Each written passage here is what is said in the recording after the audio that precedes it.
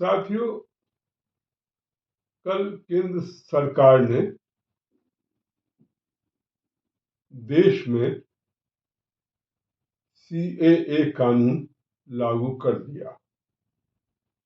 हालांकि यह कानून दिसंबर 2019 में ही बन चुका था, पार्लियामेंट से पास हो चुका था और राष्ट्रपति जी से इसकी अधिसूचना जारी हो गई थी स्वीकृति मिलने के बाद।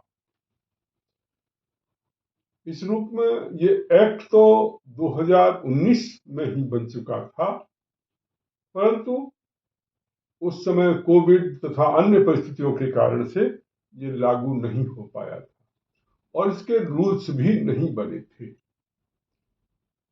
अब सरकार ने रूल्स बनाकर उसका नोटिफिकेशन कल किया और इस रूप में ये कानून अब पूरी तरह से लागू हो गया।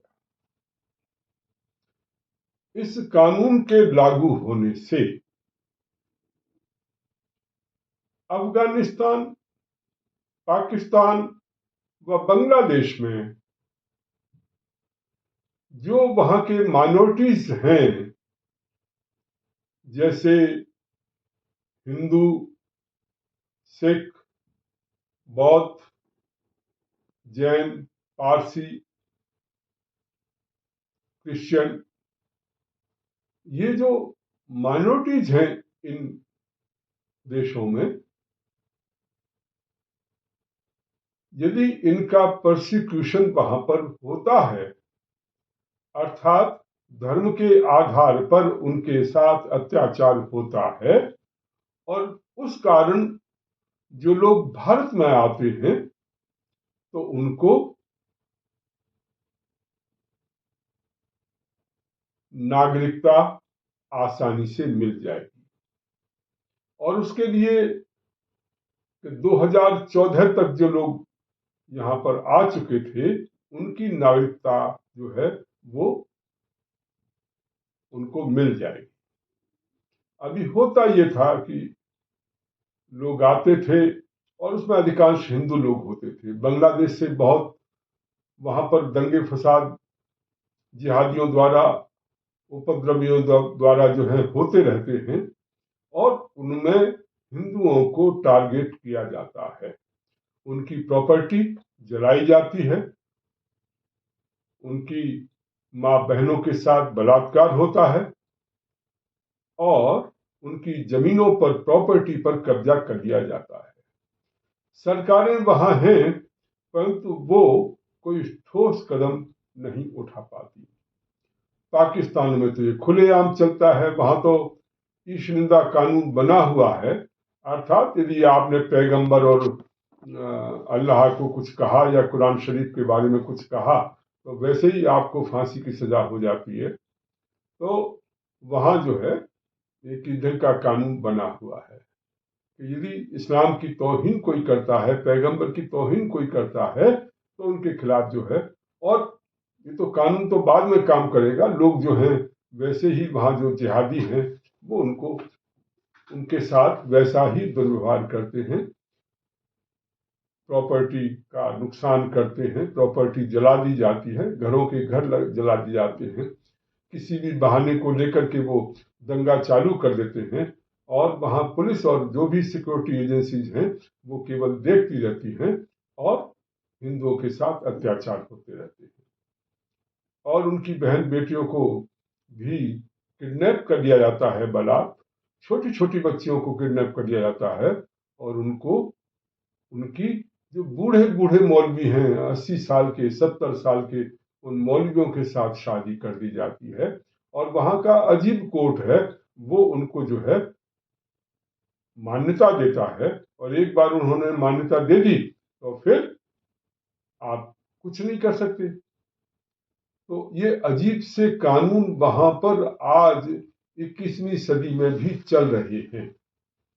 ऐसा नहीं है 1400 साल पहले का किस्सा है, ये आधुनिक युग में जिसे हम प्रजातंत्र का जमाना कहते हैं वहां पर ये चल रहा है और ये सब इस्लामी या शरिया कानून की आड़ में चल रहा है।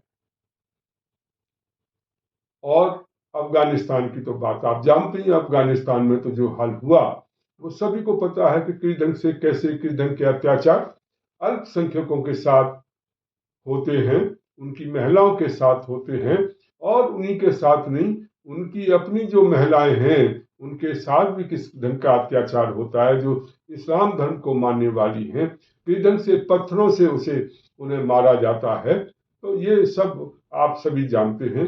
उनकी तालिबानी शासन जब से आया है तब से उनकी पढ़ाई वगैरह बंद हो गई, स्कूल बंद कर दिए गए, उन्हें अपना पूरा शरीर ढकना पड़ता है। बिल्कुल ऐसा लगता है जैसे अंधकार युग में जो है वो फिर दोबारा आ गए हो। तो ये स्थिति वहां पर चल रही है। ऐसे में वहां से आने वाले जो माइनॉरिटीज हैं उनको सुरक्षा देना, उनको आश्रय देना, ये भारत का कर्तव्य बनता है। क्योंकि भारत का जो अंग्रेजों ने यहां से जाते जाते जो पार्टीशन किया था वो धर्म के आधार पर किया था, और इसकी डिमांड मुसलमानों ने ही की थी। मुस्लिम समुदाय के द्वारा ये डिमांड की गई थी, उस पर वोटिंग भी की गई थी, और उस ढंग से उनको उनकी संख्या से ज्यादा वो भूभाग उनको दे दिया गया। अब जब उनको दे दिया गया तो उसके बाद फिर वो यहीं रुक गए।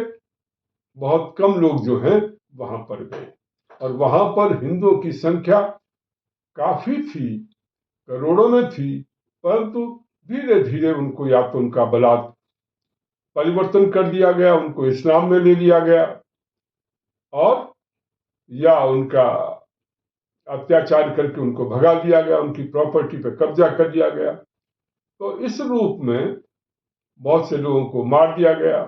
तो जो भी तौर तरीके हो सकते हैं उसके माध्यम से पाकिस्तान और बांग्लादेश में बड़े लार्ज स्केल पर हिंदुओं का धर्म परिवर्तन हुआ। उनको वहां अपने प्राणों को बचाने के लिए धर्म परिवर्तन करना पड़ा, और जो बचे थे उन्हें वहां से भागना पड़ा, और जो भागकर आए भी उन्हें जो है किसी ढंग का कोई यहाँ पर शेल्टर नहीं मिल रहा था, और न उन्हें सिटीजनशिप मिल रही थी, जिससे उन्हें यहाँ रहते हुए भी दर दर भटकना पड़ता था। इस रूप में जो ये कानून लागू किया है हम उसकी प्रशंसा करते हैं, और मोदी सरकार की इसके लिए हम उनको धन्यवाद देते हैं कि आपने इस ढंग का कदम उठाया है।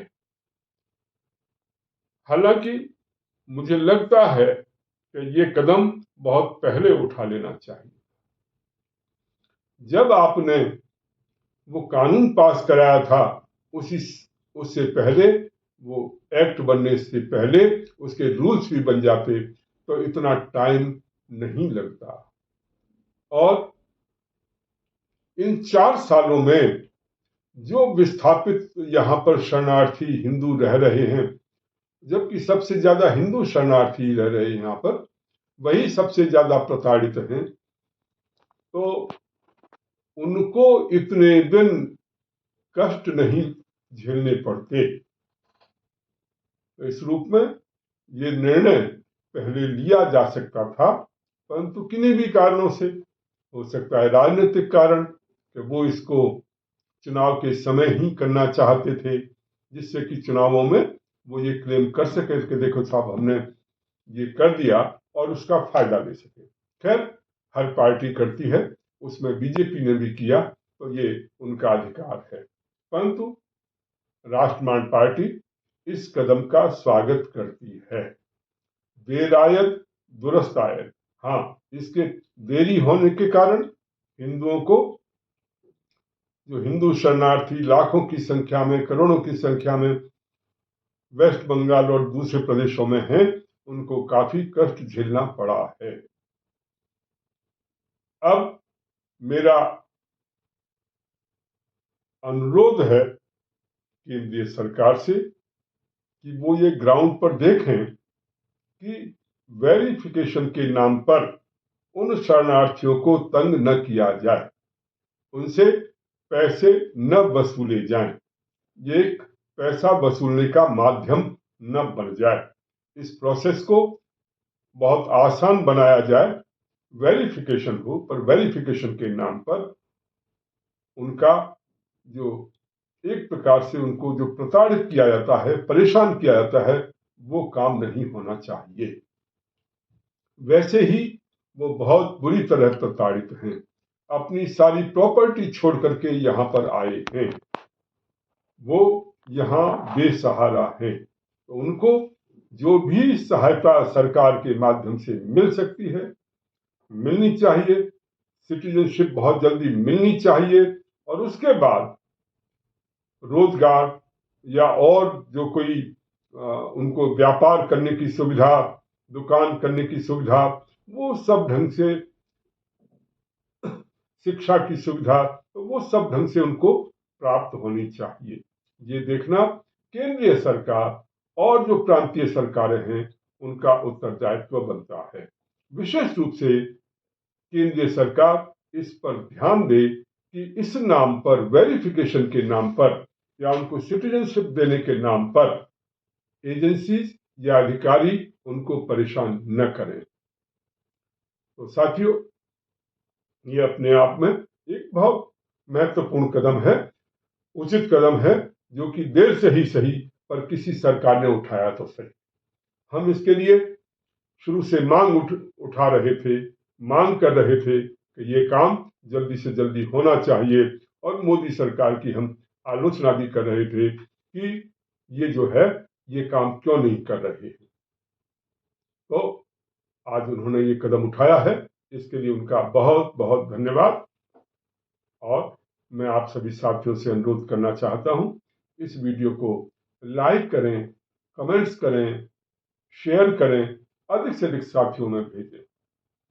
और जो हिंदुओं की, शरणार्थियों की जो व्यथा कथा है, मैं चाहूंगा उनके बीच में जाएं हमारी पार्टी के लोग और उनकी कहानी सुन करके उसको लोगों के बीच में लाएं, लोगों को जागरूक करें कि किस ढंग से इस्लामिक ताकतें जो हैं वो शरिया कानून के नाम पर किस ढंग से अत्याचार करती हैं और यहाँ पर लोकतंत्र का सहारा लेकर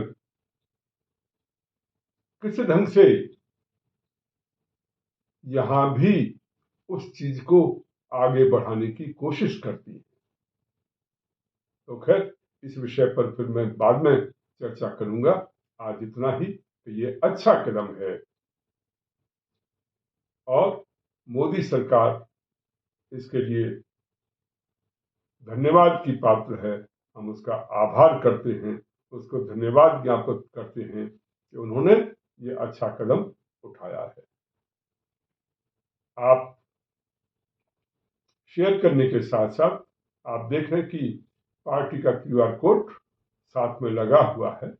आपसे अनुरोध है कि पत्रम पुष्पम फलम तोयम के रूप में आप पार्टी को सहयोग करें।